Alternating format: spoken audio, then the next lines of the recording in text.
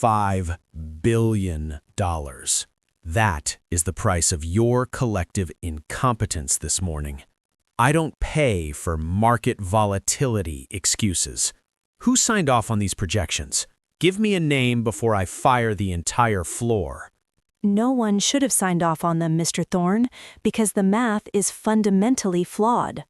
And you are the girl who brings the coffee? Or did HR hire a new comedian to lighten the mood? I'm the analyst who found a 2% discrepancy in your Q3 debt-to-equity ratio, page 42. You're not losing money, sir. You're looking at a ghost. Everyone, out. Now. Leave the folders, just go.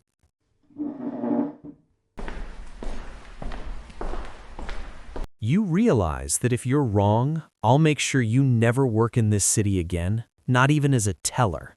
Then it's a good thing I'm right. Check the tax carry forward, Alexander. It's all there. Sit down, Miss Vance. We have a lot to discuss.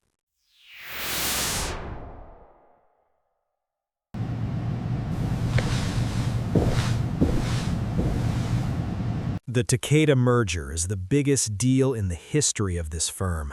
$5 billion on the line. And Mr. Takeda only does business with family men. He thinks I'm engaged, Elena. He thinks I have a stable, brilliant woman by my side. If he finds out I'm alone, the deal dies tomorrow. And let me guess, your actual social circle is full of models who can't tell a merger from a martini. You need someone who can speak business. I need a partner.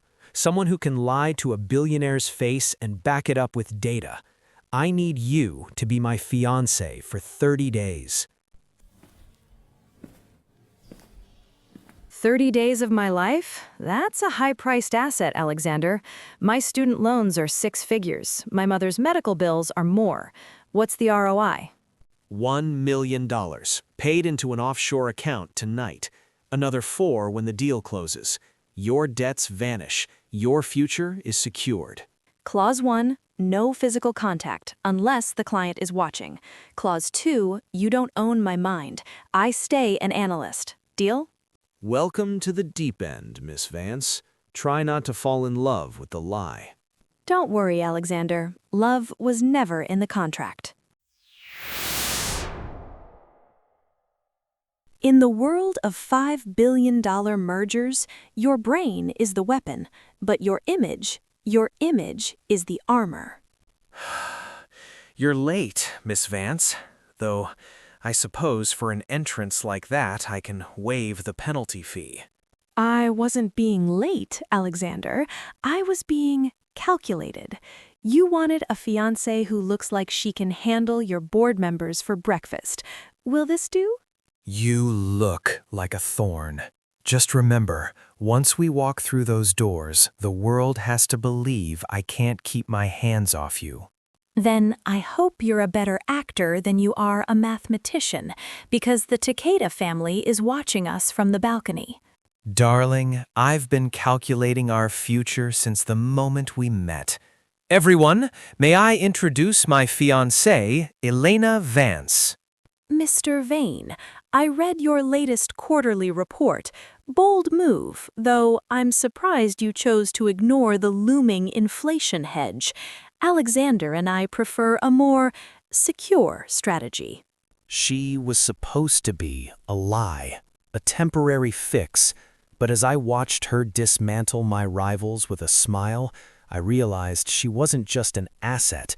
She was the most dangerous thing I'd ever let into my life. 5 minutes. That's all I need before I have to go back in there and lie to another billionaire about our romantic weekend in Aspen.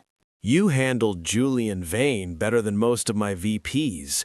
Where did a junior analyst learn to gut a shark with such elegance?